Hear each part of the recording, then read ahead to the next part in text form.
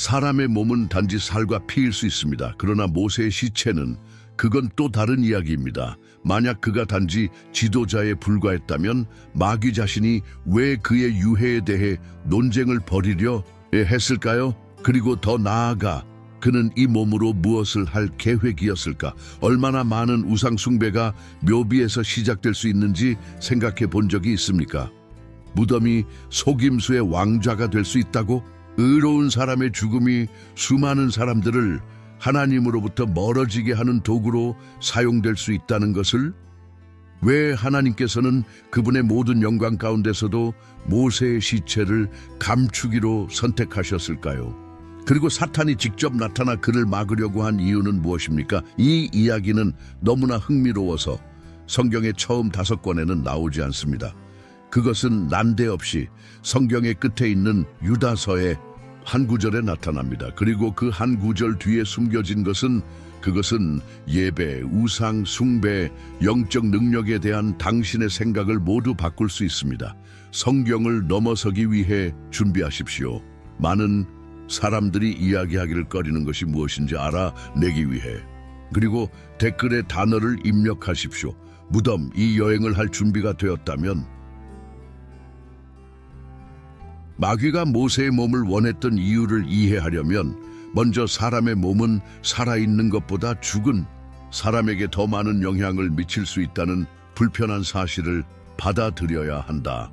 특히 이 사람이 하나님과 얼굴을 맞대고 대화하고 수백만 명을 이끌고 제국에 도전하고 바다를 반으로 쪼개낼 때 더욱 그러했습니다. 모세의 죽음은 그의 영향력의 끝이 아니었습니다. 사실 그것은 천사장 미가엘이 사탄과 대면하게 된 영적 싸움의 시작이었습니다. 신명기는 하나님께서 친히 모세를 장사 지냈다고 말합니다. 이것은 그 자체로 이미 신학적 진술이다. 우주의 창조주께서 누군가를 직접 장사 지내 주실 이유는 무엇입니까? 그 대답은 상징적인 것만큼이나 심각하다. 사람들은 그 시신이 어디에 있는지 알 수 없었다. 하지만 왜 안 될까요? 간단한. 모세는 비할 데 없는 권위자였습니다. 사람들은 그를 다른 어떤 인간보다 뛰어난 존재로 보았습니다. 그리고 과장된 경외심이 있는 곳에는 우상 숭배의 가능성이 있습니다. 이스라엘은 이미 금송아지를 만들었고 모세는 며칠 남지 않았습니다. 그들이 그의 무덤을 어떻게 처리할지 상상해 보십시오. 종교, 의식, 유물, 그리고 악마는 그것을 알고 있었습니다. 그는 섬뜩한 취미로 몸을 쫓지 않았다. 그는 사막의 눈에 보이는 무덤이라는 이정표를 세워 사람들의 마음을 돌리고 싶었습니다. 그것만으로는 그들을 하나님으로부터 돌아서게 하는 것만으로는 충분하지 않았습니다. 그분은 그들의 예배를 위장된 형태의 소외감으로 모세에게로 돌리고 싶었습니다. 우상 숭배는 경건으로 위장되어 있다. 그리고 어떻게 작동합니까? 감사합니다. 이 시나리오에서 미가엘은 신성한 뜻의 집행자로 나타납니다. 그는 혼자서 연기한 것이 아니었다. 천사들은 즉흥적으로 행동하지 않는다. 그분이 그곳에 계셨던 것은 하나님께서 곧 일어날 일을 알고 계셨기 때문입니다. 미겔이 시신을 돌보는 동안 사탄이 나타나 익명의 장례를 치르는 것을 막았다. 그리고 유다서의 본문 말씀의 가장 강력한 세부 사항은 미겔이 스스로 사탄을 꾸짖을 엄두조차 내지 못한다는 사실입니다. 그는 단지 여호와께서 너를 꾸짖으신다고 말할 뿐이다. 즉 하늘의 존재들조차도 진정한 영적 갈등이 개인의 권위를 초월한다는 것을 알고 있습니다. 천사장 미겔은 자신의 힘을 의지하지 않았다. 그는 하나님의 권세 안에 숨었습니다. 이것은 적극적인 말로 적과 맞설 수 있다고 생각하는 인간에게 이미 교훈이 되어야 한다. 행운을 빕니다. 그러나 여기서 가장 중요한 것은 일어나지 않은 일이다. 사탄이 그 몸을 취하지 않았다는 것이다. 그리고 이것은 우리에게 매우 심오한 것을 보여줍니다. 하나님은 당신 종들의 영혼을 보호하실 뿐만 아니라 그들의 유산도 보호하십니다. 모세의 시신이 발견된다면 재단이 될 것이었습니다. 그러나 하나님은 그 이야기가 그분이 쓰신 사람에 관한 것이 아니라 그분에 관한 것이기를 원하셨습니다. 악마는 단지 뼈만을 원한 것이 아니었습니다. 그는 역사의 종말을 다시 쓰고 싶었다. 그분은 히브리 민족의 여정이 약속의 땅이 아니라 무덤 앞에서 끝나기를 원하셨습니다. 그는 신앙이 모세와 함께 묻히기를 원했고 거기서 새로운 종파, 즉 죽은 영웅에 대한 숭배가 나타나기를 원했습니다. 그리고 당신은 우리가 얼마나 많이 지도자를 신으로 바꾸는지 생각해 본 적이 있습니까? 추억은 몇 번이나 아이돌이 되나요? 백성들은 모세의 시신이 어디에 있는지 몰랐지만 어쩌면 그것은 하나님께서 그들에게 주실 수 있는 가장 큰 선물이었을지도 모릅니다. 모세의 시체에 대한 사탄의 집착은 변덕스러운 것이 아니었습니다. 그것은 가장 오래되고 가장 효과적인 전략 중 하나였다. 폭력으로 한 민족을 멸망시킬 수 없다면 우상 숭배로 그 민족을 멸망시키는 것입니다. 그리고 악마는 이 기술을 누구보다도 잘 알고 있습니다. 모세는 지도자 그 이상이었다. 그는 하나의 상징이요 목소리이며 살아있는 기적이었다. 히브리 민족의 많은 사람들에게 그는 그들과 하나님 사이의 중개자일 뿐만 아니라 접근자 다리였습니다. 하나님께서 놀라운 일들을 행하시는데도 지팡이를 들고 앞에 서 있던 분은 모세였습니다. 모세는 산을 오르고 있었습니다. 그분은 계명을 가져온 분이셨습니다. 그래서 모세가 죽었을 때 그 위험은 단지 감정적인 것이 아니라 신학적인 것이었습니다. 사탄은 모세의 무덤을 그의 새로운 금송아지로 만들고 싶어 했습니다. 이것이 과장되었다고 생각하십니까? 바다의 갈라진 부분을 본 바로 그 민족이 며칠 동안 지도자가 없었기 때문에 정적인 동물을 숭배하기 위해 금을 녹였다는 것을 기억하십시오. 그들은 모세가 죽었는지조차 확실히 알지 못했고 단지 모세가 늦어졌다는 것만 알았습니다. 우상 숭배는 논리를 필요로 하지 않으며 단지 정신적인 결핍을 필요로 할 뿐이다. 그리고 그것은 마귀의 행동이었습니다. 이 결핍을 취하여 이단으로 바꾸어 버리는 것입니다. 잘 알려진 무덤은 군중을 끌어들일 것입니다. 순례의 장소, 기도의 장소, 간구의 장소, 이 모든 것이 모세에게 바쳐진 것입니다. 동정하는 것처럼 보일지 모르지만 그것은 경의를 표하는 우상 숭배일 것이다. 그리고 바로 이 지점에서 이 계획이 더욱 위험해집니다. 사탄은 단지 거짓된 숭배 장소만을 원한 것이 아니었기 때문입니다. 그는 영구적인 우회로를 원했습니다. 대안적인 유산, 하나님의 임재를 상징적 임재로 대체하는 것. 그는 모세의 행위를 지울 수 없다는 것을 알고 있었기 때문에 그 행위의 방향을 바꾸려고 노력했습니다. 사탄이 원했던 것은 단순했다. 상징을 훔치고 의미를 재정의하는 것이었다. 그리고 이것은 어제와 마찬가지로 최신 상태입니다. 오늘날 우리는 얼마나 많은 번이나 경건한 인물을 기념비로 바꾸나요? 하나님의 사람, 이 하나님 자신보다 더 자주 언급되는 경우가 있습니까? 설교자의 이름을 딴 교회, 인물을 중심으로 한 사역, 그리고 포토보다 그릇에 대해 이야기하는데 더 많은 시간을 할애합니다. 같은 플랜입니다. 포장만 변경되었습니다. 하나님께서는 그것을 알고 계셨습니다. 그러므로 그분께서는 친히 모세를 보이지 않고 시각적인 기억과 건축의 가능성으로부터 멀리 떨어진 숨겨진 곳에 장사 지내셨습니다. 이것은 예외가 아니었습니다. 그것은 보호였습니다. 하나님께서는 모세의 선교가 대리석으로 끝나는 것을 원치 않으셨기 때문입니다. 저는 아내가 신앙 안에서 계속 살아가기를 바랐습니다. 그리고 가장 인상적인 것은 이 신의 결정, 이 당시에는 설명되지 않았다는 것입니다. 아무도 하나님께서 내가 우상 숭배를 피하기 위해 장사 지냈다고 말씀하시는 것을 듣지 못했습니다. 그는 그냥 해냈습니다. 그리고 이것은 또 다른 측면을 보여준다. 하나님은 백성들이 위험을 이해하지도 못하는 곳에서 예방적으로 행동하신다. 사탄은 그 몸이 무엇을 생산할 수 있는지 알고 있었습니다. 하나님도 그러하십니다. 그리고 그들 가운데서도 미가엘은 반대에 직면해서도 하나님의 뜻이 성취되도록 하기 위해 보냄을 받았습니다. 그러나 미겔은 논쟁하지 않았다. 그는 비명을 지르지 않았다. 그는 단지 하나님의 권병을 선포했을 뿐이다. 그리고 그는 이겼습니다. 모세의 시신은 백성들의 시야에서 사라졌습니다. 그러나 그의 유산은 여전히 남아 있었습니다. 무덤 없는 유산, 제단이 없는 지도자, 우상이 되지 않은 하인, 그리고 그저 어쩌면 그것이 모세의 마지막 위대한 지도자 행위였을지도 모릅니다. 하나님을 높여주기 위해 사라지는 것.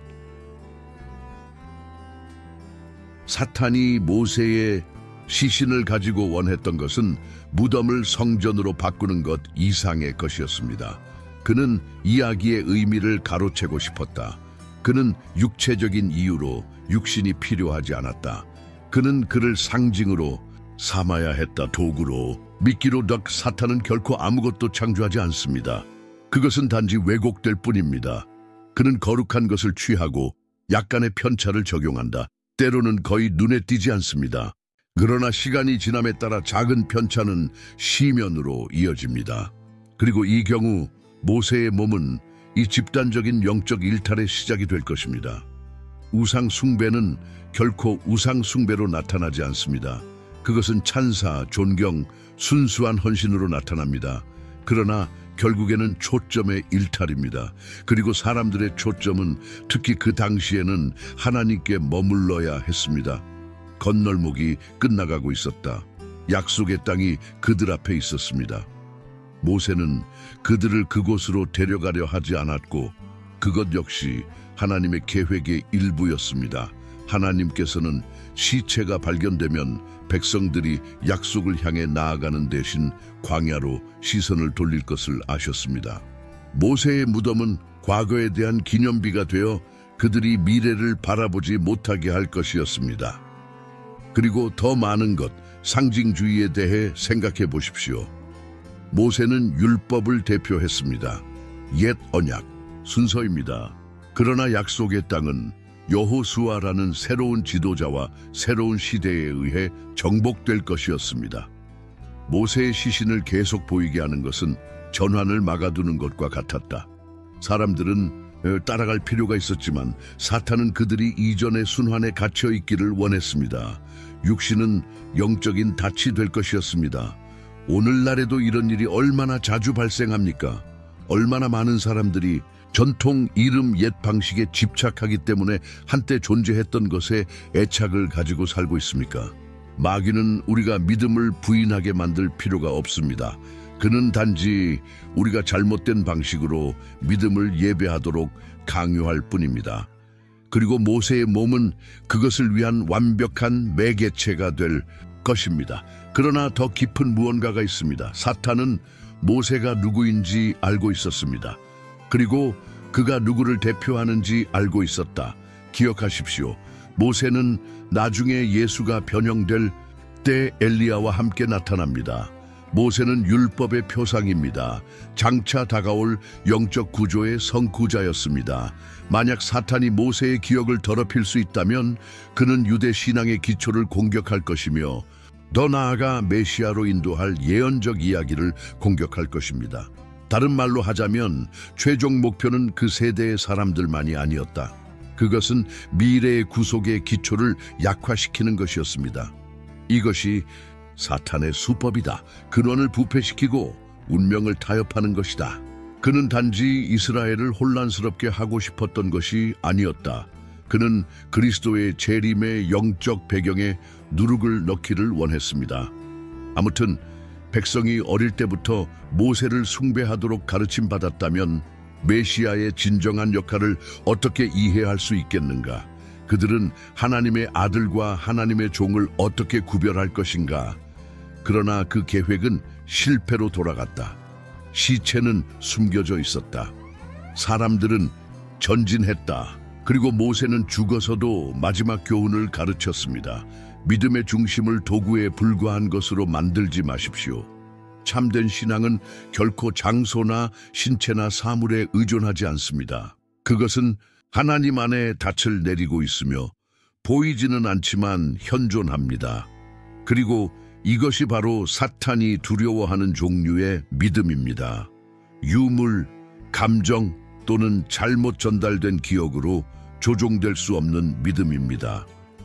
마귀는 그 몸을 얻지 못했습니다. 그러나 경고는 여전히 남아있다. 그는 오늘날에도 여전히 유산을 가로채려고 시도하고 있다. 그는 여전히 종들을 우상으로 바꾸려고 합니다. 그것은 여전히 우리로 하여금 감탄과 흠모를 혼동하게 만들려고 한다.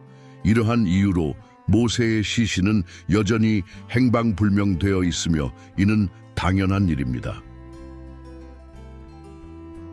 하나님께서는 그것을 설명하실 수 있었습니다. 그분은 나는 우상 숭배를 피하기 위해 모세를 비밀에 장사 지냈다고 분명하게 말할 수도 있었다. 그러나 그분은 말씀하지 않으셨습니다. 그는 그냥 해냈습니다. 그리고 이것은 우리에게 영성 생활에서 가장 간과되는 교훈 중 하나를 가르쳐 줍니다. 하나님이 하시는 모든 것이 자막과 함께 오는 것은 아닙니다. 설명의 부재는 의도적이었다. 그것은 말없이 가르치는 방법이었습니다. 이스라엘의 영적 성숙도에 대한 시험입니다. 사람들은 안 와도 신뢰할 수 있어야 했습니다.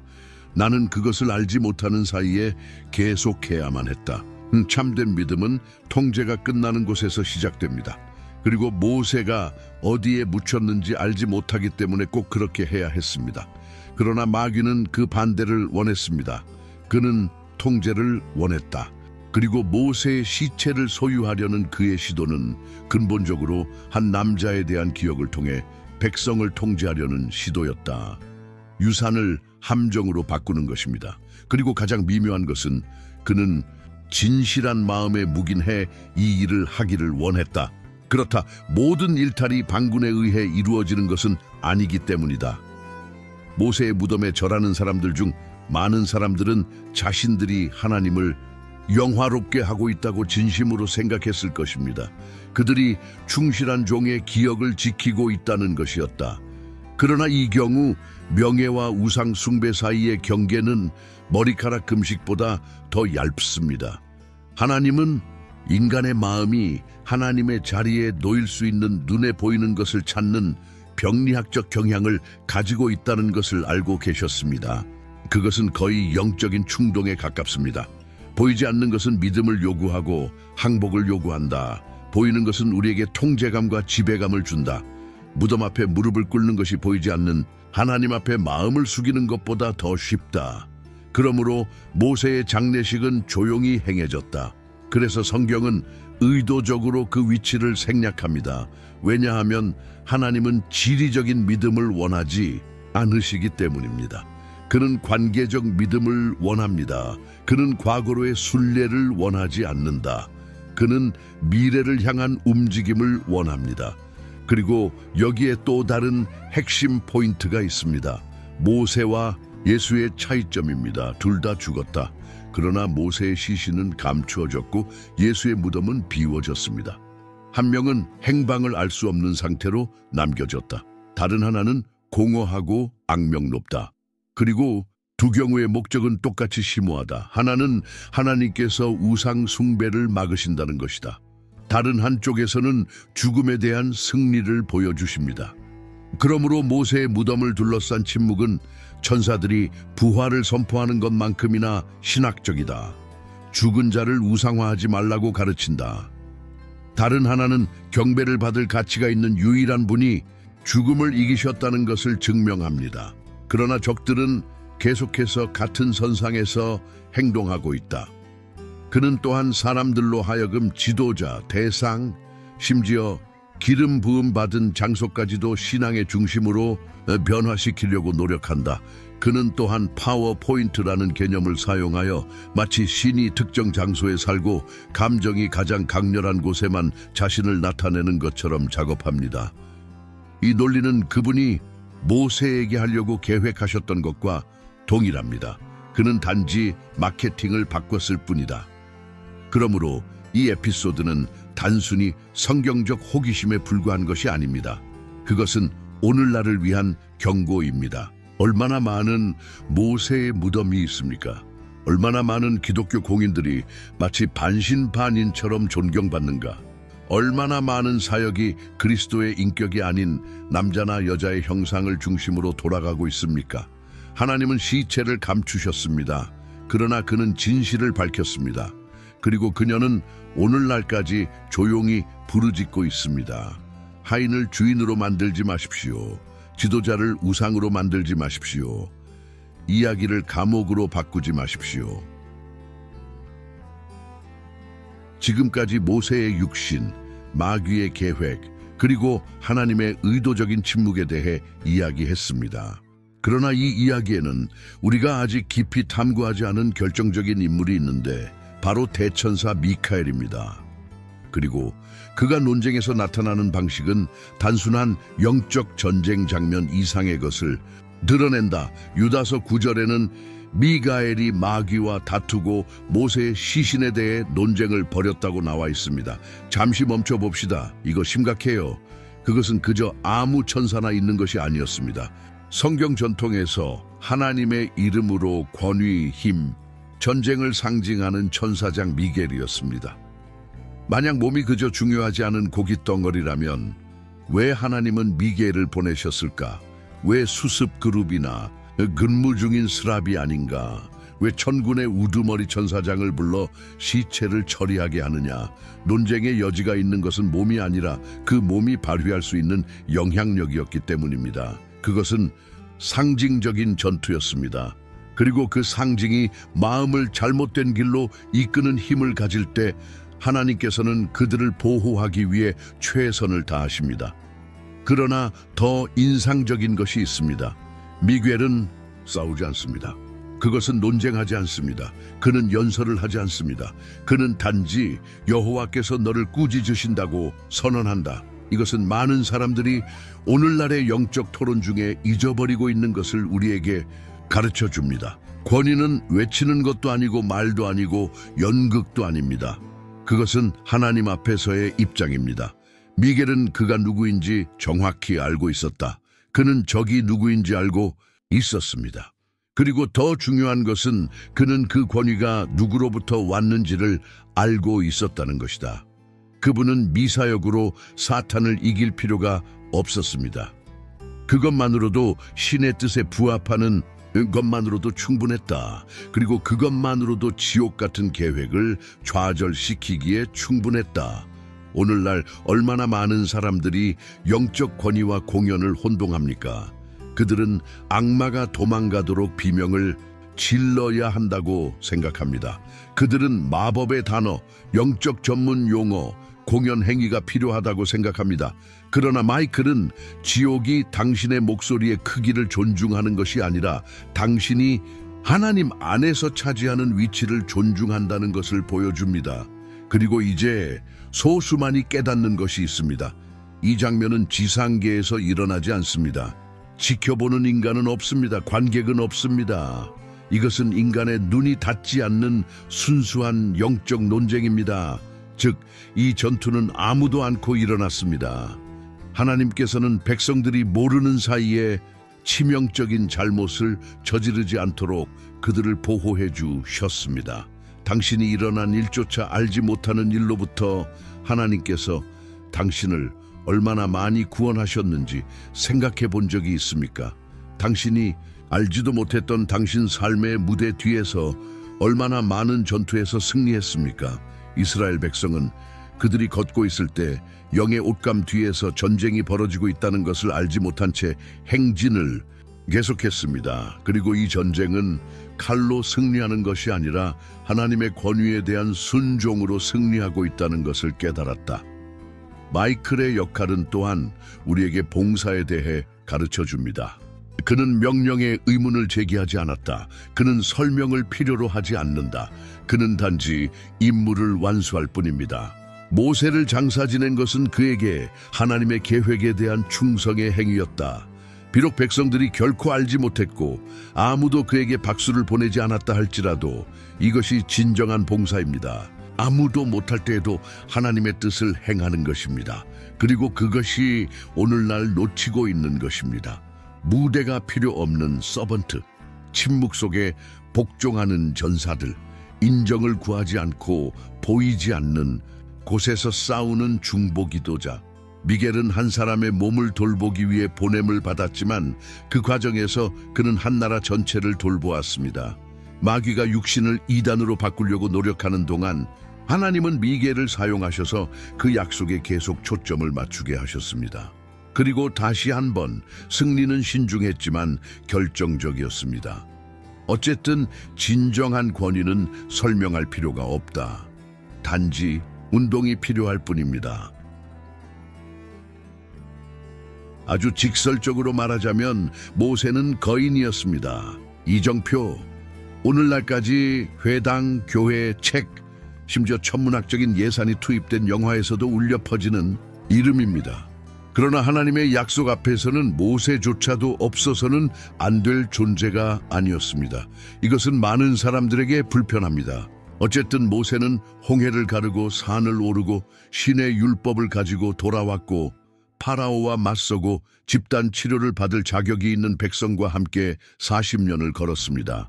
약속의 땅에 들어갈 자격이 있는 사람이 있다면 그는 바로 그 사람이었습니다.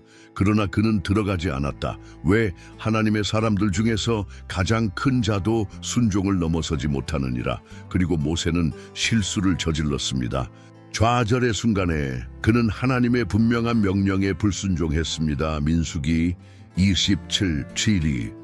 그리고 이것이 인간의 눈에는 작게 보일지 모르지만 하나님께서는 권위와 함께 책임도 커진다는 것을 분명히 하셨습니다. 여기서 배울 수 있는 교훈은 하나님은 편파적이 않으신다는 것입니다. 큰 것들도 마찬가지입니다. 오래된 것들도 마찬가지입니다. 지도자들도 마찬가지였다. 그리고 이것이 바로 모세의 장례식이 더욱 상징적인 이유가 되는 이유입니다. 그것은 우상 숭배를 피하기 위해서뿐만 아니라 하나님의 약속은 어느 한 사람보다 더 위대하다는 원칙을 재확인하기 위해 은밀하게 행해졌다. 만약 백성들이 모세의 시체에 접근할 수 있었다면 그들은 쉽게 감정적으로 그곳에 머물러 있었을 것입니다. 그가 없으면 우리는 앞으로 나아갈 수 없다고 그들은 말하곤 했다. 그는 우리를 인도하고 이끄는 사람이었습니다. 만약 그가 죽는다면 그 꿈은 끝난다. 그러나 그것은 모세의 꿈이 아니었습니다. 그것은 하나님의 계획이었습니다. 약속의 땅은 모세에게 주어진 선물이 아니라 아브라함과 맺은 언약의 성취였습니다. 사탄은 바로 그것을 원했습니다. 사람들의 이동을 멈추게 하는 것이었습니다. 모세의 부재를 감정적 영적 장애물로 사용합니다. 그리고 몸은 향수의 완벽한 상징이 될 것입니다. 잘못 해석된 갈망만큼 마비시키는 것은 없기 때문입니다. 반면에 하나님께서는 백성들이 단순하고 타협할 수 없는 것을 이해하기를 원하셨다. 너희가 우상화한 지도자가 있든 없든 나의 계획은 계속된다. 영적인 삶에서 사람들은 얼마나 많은 시간을 잃음으로 인해 얼어붙습니까? 떠나는 목회자, 실패하는 지도자, 변화하는 사역, 그리고 모든 것이 무너지는 것 같습니다. 그러나 하나님께서는 항상 모세가 죽었다. 이제 일어나 요르단 강을 건너라. 감추어진 몸은 믿음이 과거에서 멈출 수 없다는 것을 영원히 상기시켜 줍니다. 그렇기 때문에 사탄은 그것을 한때 있었던 것에 대한 기념비로 사용하기를 원했습니다. 그리고 하나님은 그것을 넘긴 페이지로 바꾸셨습니다. 그런데 모세의 끝과 여호수아의 시작이 대조되는 것을 주목하십시오. 모세가 침묵 가운데 죽는 동안 여호수아는 일어나 앞으로 나아가라는 명령을 받습니다. 공개적인 추모식도, 의식도, 장례식 연설도 없다. 오직 움직임만이 있을 뿐이다. 그리고 어쩌면 이것이 우상 숭배에 대한 가장 위대한 해독제일지도 모른다. 사탄은 사람들이 기억의 여신상을 세우기 시작하기 위해 잠시 멈춰야 한다는 것을 알았습니다. 그러나 하나님께서는 그들의 영적 건강이 움직임에 달려 있다는 것을 알고 계셨습니다. 연속성, 적극적인 순종, 그리하여 모세의 시신은 하나님에 의해 장사되었습니다. 여호수아의 사명이 시작되었습니다. 그리고 백성은 그 사실을 알지 못하고 애통이 감옥으로 변하지 않도록 보호를 받았다. 왜냐하면 하나님의 나라에서는 거인조차도 운명이 아니기 때문입니다. 그들은 단지 길일 뿐입니다. 이제 미묘한 점을 파헤쳐 봅시다. 인간은 거의 모든 것을 숭배의 대상으로 바꿀 수 있는 놀라운 능력을 가지고 있습니다. 그리고 모세의 몸에 대한 사탄의 계획은 바로 그것이었습니다. 합법적인 존경심을 사용하여 불법적인 예배를 드리는 것이었습니다. 경외심과 우상 숭배 사이의 경계는 너무나 미묘하기 때문에 예배자들 자신도 그 선을 넘을 때 그것을 깨닫지 못하는 경우가 많습니다. 필요한 것은 표시된 장소, 강렬한 기억이며 그것이 전부입니다. 상징적이었던 것이 신성하게 됩니다. 그리고 바로 여기에서 악마의 시도라는 비뚤어진 천재성이 등장합니다. 나와 함께 생각해 보십시오. 그 사람들은 이미 매일 기적이 일어나는 상황에서도 우상 숭배의 경향을 보였다. 낮에는 구름이, 밤에는 불이, 하늘에서는 만나가 떨어졌지만 여전히 그들은 금송아지를 만들었다. 이제 여기 하나님의 친구요, 그분의 영광을 본 자 모세가 잠복되어 있다 라고 적힌 무덤이 있는 이 동일한 백성을 상상해 보십시오. 이곳이 순례, 희생, 숭배의 장소가 될 가능성은 높을 뿐만 아니라 불가피합니다. 시간이 흐르면서 신앙은 모세의 하나님께로 향하는 것이 아니라 하나님의 모세에게로 더 돌아서게 될 것이었습니다. 그리고 이것이 오늘날 우리와는 거리가 멀다고 생각하기 전에 얼마나 많은 사람들이 선지자들을 보내신 하나님보다 더 많이 선지자들을 경배하는지 생각해 보십시오. 얼마나 많은 메시지가 주님 자신보다 하나님의 사람을 중심으로 전해집니까? 적의 전략은 변하지 않았습니다. 그는 단지 옷을 갈아입었을 뿐이다. 사탄은 우상 숭배가 이교도처럼 보일 필요가 없다는 것을 알고 있습니다. 조각상, 북 또는 향이 없어도 됩니다. 초점을 옮기기만 하면 됩니다. 중계자를 엔드포인트로 넣으십시오. 마음이 채널에 매달리고 근원을 잊어버리는 것으로 충분합니다. 그리고 여기에 가장 큰 아이러니가 있습니다. 모세는 결코 우상화되는 것을 받아들이지 않았습니다. 만일 백성이 그것을 숭배하였다면 그들 자신이 비난하였을 것이다. 그는 그것이 단지 악기일 뿐이라는 것을 알고 있었다. 그는 자신의 영광이 다른 누군가로부터 온다는 것을 알았습니다. 그는 백성들이 하나님을 볼 필요가 있는 것이 아니라 자신을 볼 필요가 있다는 것을 알았습니다.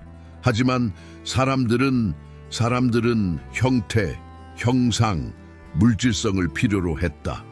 보이지 않는 것은 모든 사람이 발전시키고 싶어 하지 않는 영적 성숙을 필요로 합니다. 그리고 이것을 알고 있는 마귀는 가장 쉬운 것, 즉 눈에 보이고 만질 수 있고 만질 수 있는 것을 제공합니다. 눈을 움직이고 마음을 사로잡는 겉덧 모세의 무덤은 기념품으로 위장한 이 숭배에 대한 완벽한 구실이 되었을 것입니다. 그리고 사탄은 거짓 교리를 제기할 필요조차 없었습니다. 그것은 사람들을 감상적이고 궁핍하게 만들기에 충분했다. 그렇기 때문에 하느님께서는 이전의 조처를 취하셨습니다. 그는 시체를 숨겼다. 모세에 대한 기억을 지우려는 것이 아니라 오직 숭배를 받는 유일한 사람이 되는 하나님의 목적을 보호하기 위해서입니다. 이 모든 것이 과장이라고 생각한다면 기억할 가치가 있습니다. 나중에 다른 물체에서 일어났습니다. 모세가 광야에서 만든 놋뱀은 한때 치료용 도구였으나 나중에는 우상 숭배의 대상이 되었습니다. 히스기야 왕은 수세기 후에 그것을 파괴해야 했는데 그 이유는 백성들이 그것을 위해 향을 피우기 시작했기 때문입니다. 열왕기하 18사. 하나님의 계명으로 창조된 물건마저도 우상이 되어버렸습니다. 그렇다면 시체를 상상해 보십시오. 적의 계획은 언제나 단순했다. 창조주를 피조물과 교환하는 것이었다. 보이지 않는 것을 보이는 것으로 바꿉니다. 고정을 위해 믿음을 교환하십시오. 그리고 모세의 몸은 그것을 위한 완벽한 기회였습니다. 그러나 인간의 마음을 아시는 하나님께서는 육신을 감추셨습니다. 그리고 그는 침묵 속에서 우리가 여전히 잊고 싶어 하는 것, 즉 신앙에는 무덤이 필요하지 않다는 것을 가르쳤다. 자신감이 필요합니다. 모세의 시신을 둘러싼 논쟁은 육체적인 문제를 넘어서는 어떤 것을 드러냅니다. 우리는 기억의 힘에 대해, 그리고 그것이 어떻게 영적 조종의 도구가 되기 위해 왜곡될 수 있는지에 대해 다루고 있습니다. 악마는 단지 육신을 원한 것이 아니라 이야기를 통제하고 싶었습니다. 기억은 강력합니다. 그들은 정체성을 형성하고 전통을 창조하며 여러 세대에 영향을 미칩니다. 따라서 사탄은 모세의 시체만이 아니라 그의 유산에도 눈독을 들였습니다. 기억되는 것을 통제하는 사람은 반복되는 것을 통제한다. 그리고 그 계획은 간단했습니다. 모세를 그가 결코 되고 싶지 않은 존재, 즉 숭배의 대상으로 만드는 것이었습니다. 표식이 있는 무덤의 잠재력을 상상해 보십시오. 그것은 연례 순례의식, 일련의 평행 전통, 종을 기념하는 축제, 그리고 시간이 지남에 따라 모세의 이름을 하나님의 이름 위에 두는 가르침을 낳을 수 있습니다. 기억으로 시작된 것은 마음이 정서적으로 취약할 때 곧 교리로 바뀌기 때문입니다. 이런 종류의 조작은 사람들이 과거를 사랑하기 때문에 효과적이다. 사람들은 그들이 보고 살았고 알고 있는 것에서 안정감을 느낍니다. 미래가 불확실할 때 뒤를 돌아보면 위안이 됩니다. 그러나 바로 이 순간 신앙은 침체의 위험에 처해 있습니다. 모세의 무덤은 감정의 덫이 될 것입니다. 우리가 그를 우리 가운데 두었던 때로 돌아가자. 이것이 바로 과거의 숭배가 현재의 순종의 적이 되는 방식입니다. 오늘날 고대 지도자들의 유산에 얽매이지 않는 교회가 얼마나 될까? 얼마나 많은 영적 공동체들이 이미 떠난 사람들의 대한 마비된 갈망 때문에 시간 속에 멈춰서서 앞으로 나아갈 수 없습니까? 이것은 헌사가 아닙니다. 이것은 감정적 감옥입니다. 그리고 그것이 바로 마귀가 이스라엘의 마음속에 심고 싶었던 것, 즉 헌신으로 위장된 영원한 애통이었다. 해결되지 않은 슬픔은 우상 숭배를 낳습니다. 우리가 놓아주는 방법을 모를 때 우리는 이미 묻혀 있어야 할 것을 위한 제단을 만들게 됩니다. 그리고 우리를 몰아붙여야 할 기억은 우리를 마비시킵니다. 하나님께서는 그것을 알고 계셨습니다. 그는 모세에게 감정적으로 의존하는 백성이 여호수아 밑에서 따를 용기를 갖지 못할 것임을 알고 있었습니다. 여호수아의 권위는 실제했지만 그에게는 전임자의 초자연적 행위가 부족했습니다.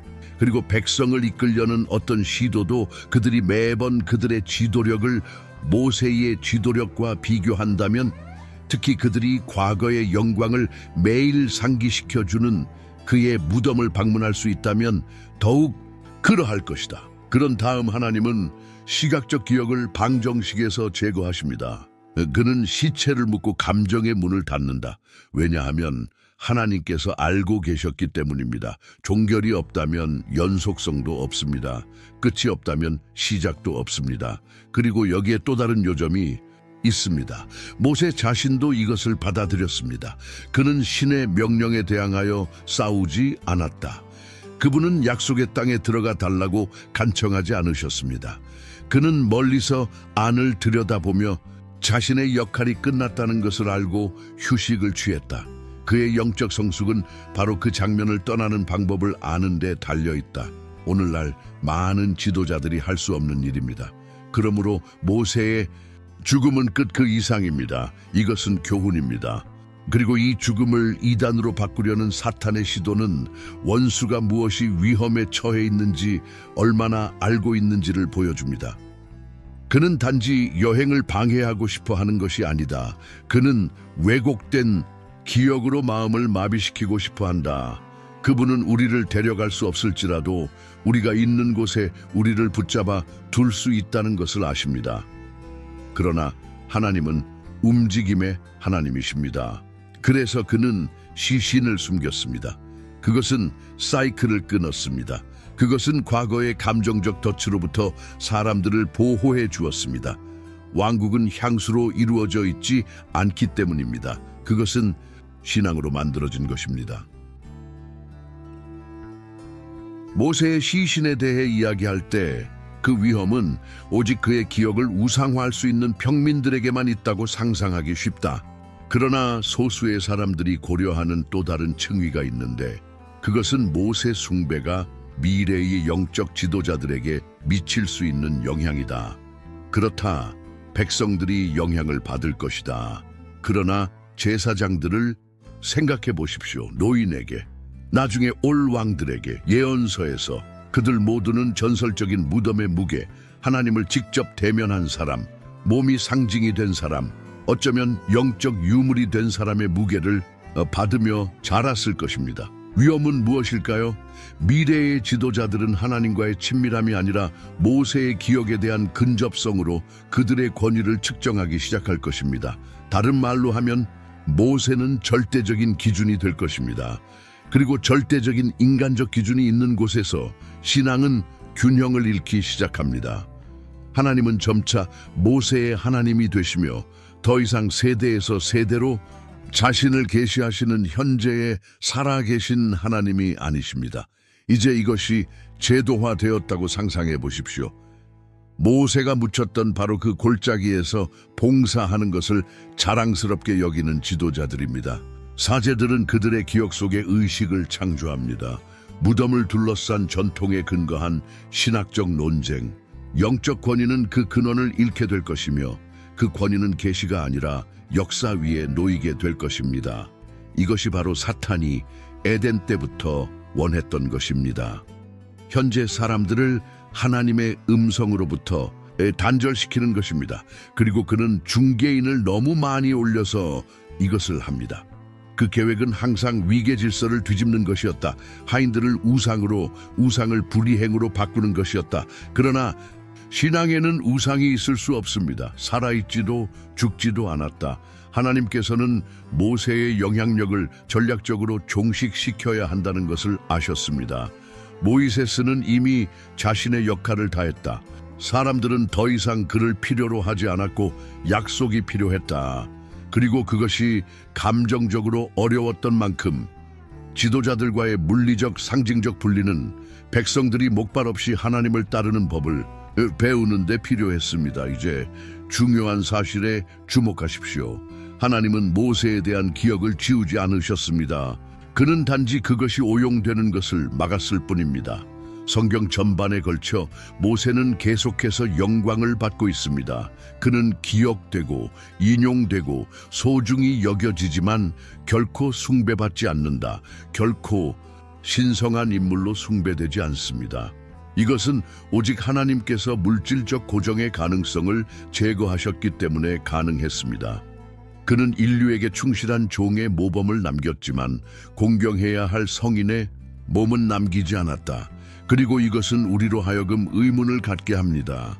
우리는 우리의 영적 지도자들을 같은 방식으로 대해 왔습니까? 우리는 그들로부터 배웠습니까? 아니면 그들에게 의존합니까? 우리는 그들의 모범을 존중합니까? 아니면 그들 뒤에 숨어야 할까요? 왜냐하면 우리가 남자를 믿는 순간은 그들이 아무리 훌륭하더라도 우리가 성장을 멈추는 순간이기 때문이다. 그리고 어쩌면 이것이 이 에피소드의 가장 성숙한 교훈일지도 모른다.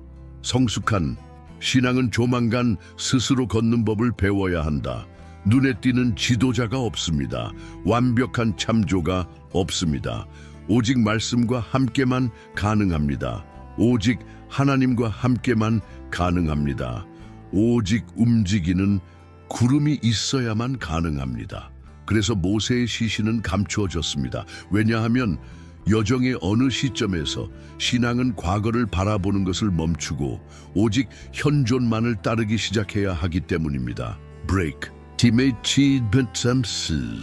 우리는 이 여정의 끝에 도달했으며 정확히 말하자면 이 여정이 영원한 교훈이 되는 지점에 도달했습니다. 모세의 시신이 오늘날까지 잃어버린 채로 남아있는 것은 잊혀졌기 때문이 아니라 사랑 때문에 감추어졌기 때문입니다. 그리고 그것은 모든 것을 바꿉니다. 죽은 선지자의 시신을 놓고 미겔과 사탄 사이에 벌어진 초자연적인 다툼이라는 이상하고 고립된 일화처럼 보였던 이 사건은 실제로 원수의 가장 지속적이고 교묘한 전략 중 하나, 즉 거룩한 것들의 목적을 훔쳐 하나님의 자녀들을 대적하여 사용하는 것을 드러냅니다. 그러나 그 계획은 실패로 돌아갔다. 그리고 그것은 조용히 실패했다. 하늘에서 내려오는 불도 없었고 장엄한 그랜드 피날레도 없었습니다. 그럴 필요가 없었다. 시신은 발견되지 않았다. 그렇기 때문에 모세의 유산은 가르치고 이끌고 하나님을 가리키는 본래의 기능에 머물러 있었지 결코 그분과 경쟁하지 않았습니다. 이 승리의 침묵은 모든 승리의 구경거리가 필요한 것은 아니라는 것을 보여줍니다. 때때로 하나님은 그것을 허락하지 않으심으로써 승리하십니다. 때때로 가장 중요한 전투는 아무도 못하는 전투입니다. 하느님께서 배후에서 움직이시고 원수를 쫓아내시고 거룩한 것을 보호하시고 일탈을 막아주시는 그 모든 것이 소란스럽지 않게 이루어지는 것입니다. 그리고 많은 사람들이 간과하는 것은 모세의 시신이 숨겨져 있었기 때문에 모세의 유산이 더욱 강력해졌다는 것입니다. 종교 분쟁의 대상이나 사막의 관광지가 돼 기보다는 물리적인 인식이 필요 없는 봉사의 상징이 되었다. 진정한 종은 박수를 받기 위해 살지 않으며 기념비를 위해 죽지 않습니다. 그것은 단지 자신의 역할을 다할 뿐입니다. 이것이 모든 것을 어떻게 변화시키는지 보십니까? 지도자들이 불멸의 존재가 되고 싶어 하는 세상에서 모세는 사라진다. 사역이 인간의 이름을 중심으로 세워지는 이 시대에 하나님께서는 불필요한 영광으로부터 그 목적을 보호하라고 가르치십니다. 그러면 그는 물리적인 다툼 이상의 것을 잃었다. 그는 한 세대에 대한 통제력을 잃었다. 그는 백성들의 여정 중간에 영적인 기둥을 세우는 것을 막았는데 그것은 영원히 주의를 산만하게 하는 지점이었습니다. 그분은 애통이 감옥으로, 헌신이 우상 숭배로, 존경이 거짓 종교로 변하는 것을 막으셨습니다. 무덤은 결코 진정한 목표가 아니었다. 목표는 사람들의 마음이었습니다. 그리고 하나님께서 이것을 보호하셨습니다. 그리고 이 이야기가 더 큰 계획에 어떻게 완벽하게 들어맞는지 확인하십시오. 예수가 나타나셨을 때 그분은 변형해서 두 남자, 즉 엘리야와 모세, 미화된 시체가 아닙니다. 말하는 동상이 아닙니다. 그러나 모세는 그리스도의 임재 가운데 살아있었고 그곳에서 성취될 율법을 대표했습니다.